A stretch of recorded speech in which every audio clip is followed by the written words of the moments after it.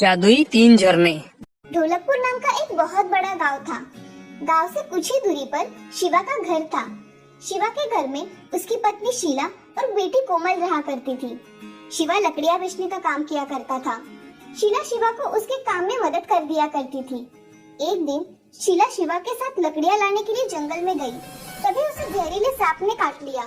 सांप का विष इतना जहरीला था कि शीला की जंगल में ही मौत हो गई। ये देख शिवा। शीला, उठो ना शीला, तुम मुझे छोड़कर नहीं जा सकती। ऐसा कहकर शिवा बहुत रोने लगा। कोमल तो अपनी माँ को देख फूट फूट कर रोने लगी। जैसे तैसे शिवा कोमल को संभालने लगा, मगर कुछ ही दिनों में उन दोनों के खाने के लाले पड़ने लगे।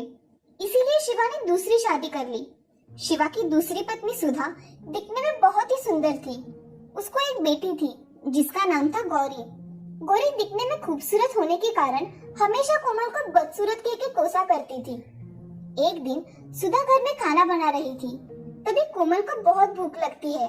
कोमल सुधा से, माँ मुझे बहुत भूख लगी है, कुछ खाने के लिए दो ना। ये सुबह की सब्जी रोटी है, यही खा लो।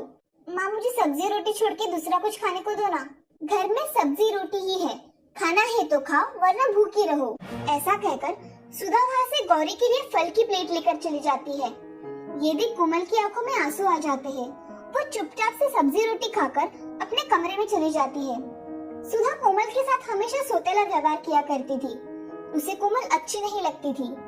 4 दिनों के लिए शिवा काम के सिलसिले में शहर चला जाता है।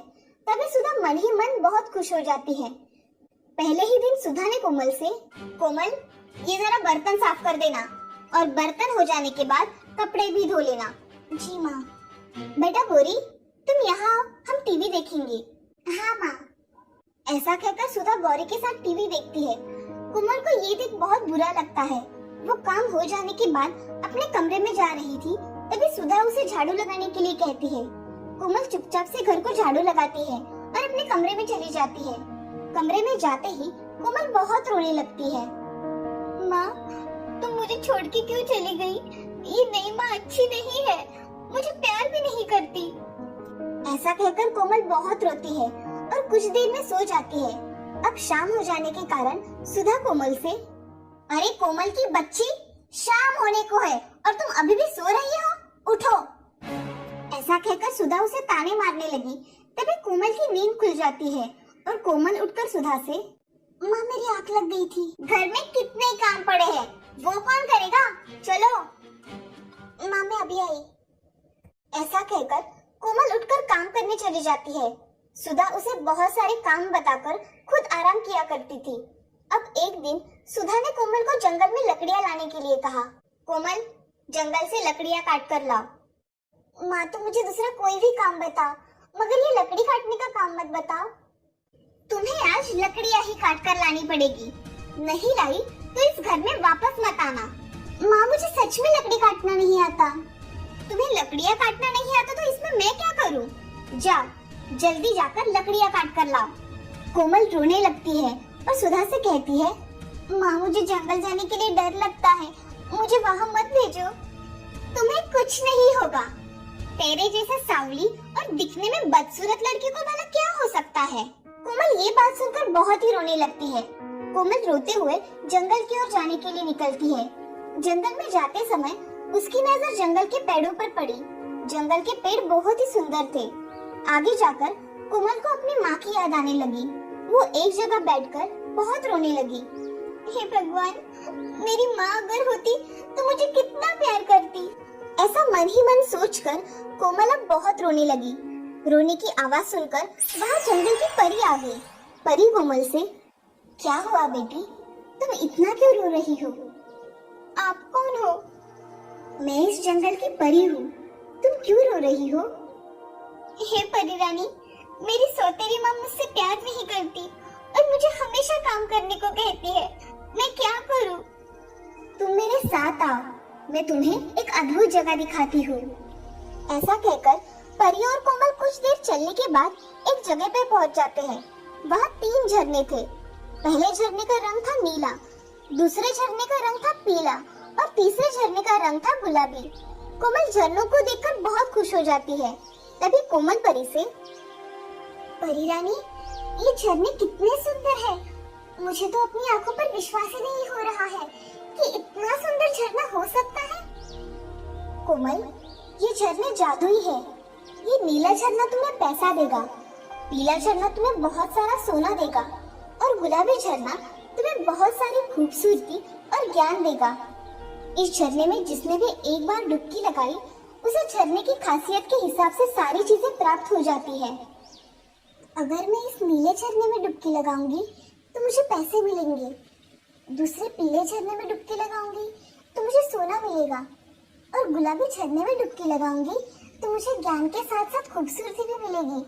मुझे खूबसूरती के साथ साथ ज्ञान भी चाहिए, इसीलिए मैं तीसरे झरने में डुबकी लगाऊंगी। कोमल परी से कहती है, परी रानी, मुझे गुलाबी झरने में डुबकी लगानी है। ठीक है कोमल, तुम गुलाबी झरने में डुबकी लगाओ। कोमल अब गुलाबी झरने में एक डुबकी लगाती है। डुबकी लगाते ही कोमल दिखने में बहुत खूबसूरत हो जाती है और उसे ढेर सारा ज्ञान भी प्राप्त हो जाता है। कोमल घर जाने के लिए निकलती है। तभी कोमल परी से, परी रानी, आपका बहुत बहुत शुक्रिया, आपने मेरी बहुत मदद की है, मगर एक समस्या है। अब कौन सी समस्या है तुम्हें? मुझे लकड़ियाँ लेकर घर जाना है और मुझे लकड़ियाँ काटना नहीं आता। तभी परी अपने जादू से हाथों पर एक मोती बनाती है और कोमल को देकर कहती है, कोमल, ये लो जादुई मोती, इससे तुम जो भी मांगोगी तुम्हें वो मिल जाएगा। परी रानी, सच में ऐसा होगा? तुम इस मोती से मांग के तो देखो, तुम्हें पता चल जाएगा।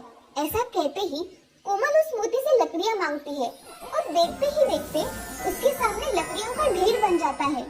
ये सब देख कोमल बहुत खुश हो जाती है। अब परी कोमल से, कोमल, तुम्हें ये जादुई मोती मैंने दिया है, ये बात किसी को नहीं बताना, नहीं तो इस मोती का गलत इस्तेमाल भी किया जा सकता है। इसे सिर्फ तुम्हारे पास ही रखना। जी परी रानी, मैं इसे मेरे पास ही रखूंगी। ऐसा कहकर कोमल वो जादुई मोती अपने ड्रेस में छुपा देती है और कुछ लकड़ियां लेकर घर चली जाती है। कोमल को देख सुधा के होश उड़ जाते हैं। सुधा कोमल से, अरे कोमल, तुम इतनी खूबसूरत कैसे बन गई? माँ, जंगल में 3 झरने हैं, एक पीला झरना सोने का, दूसरा नीला झरना पैसों का और तीसरा झरना ज्ञान और खूबसूरती का। तो मैंने गुलाबी झरने में डुबकी लगाई और मैं खूबसूरत बन गई। ये सब बातें सुन सुधा मन ही मन कोमल को, क्या मूर्ख लड़की है, पैसा और सोना छोड़ के इसने ज्ञान और खूबसूरती चुना। मैं मेरी बच्ची को लेकर वहाँ जाती हूँ और बहुत सारा सोना लेकर आती हूँ। अब सुधा गौरी को आवाज देती है और गौरी से, गौरी, चलो मेरे साथ, हम जंगल में जाएंगे, वहाँ जादुई झरने हैं, वहाँ से हम ढेर सारा सोना और पैसा लेकर आएंगे। हाँ माँ, मगर ये सब सच है क्या? कोमल देख कितनी खूबसूरत बन गई है, ये जादुई झरने में डुबकी लगा कर आई है। चलो माँ, मुझे भी जल्दी जंगल जाना है और झरने में डुबकी लगानी है। ऐसा कहकर सुधा और गौरी जंगल में चली जाती है। कोमल ने बताए हुए रास्ते से जाकर वो 3 जादुई झरनों के पास पहुँच जाती है। तभी सुधा गौरी से, गौरी, तुम सोने के झरने में डुबकी लगाना, मैं नीले झरने में डुबकी लगाती हूँ, जिससे हमें सोना और पैसे दोनों भी मिल जाएंगे। ठीक है माँ। ऐसा कहकर गौरी पीले झरने में और सुधा नीले झरने में डुबकी लगाती है। जब दोनों बाहर आती है तो गौरी बहुत ही काली और बदसूरत दिखाई देती है। ये देख सुधा गौरी से, गौरी बेटी, तुम इतनी काली और बदसूरत कैसे बन गई? माँ, आपका भी रंग कितना काला हो गया है, ये हम दोनों को क्या हुआ है? तभी सुधा और गौरी के सामने एक परी प्रकट हो जाती है और परी सुधा से, ये जादुई झरना है, इसमें कोई भी व्यक्ति आकर डुबकी नहीं लगा सकता। तुम दोनों के बुरे विचारों के कारण तुम इतनी बदसूरत बन गई हो, अब अपने कर्मों का फल भुगतो। हे परी रानी, हमें माफ कर दो, हमसे बहुत बड़ी गलती हो गई, हम पे कृपा करो। ये झरना जैसी व्यक्ति वैसा फल देता है, मैं इसमें कुछ नहीं कर सकती। तभी वहाँ कोमल आ जाती है।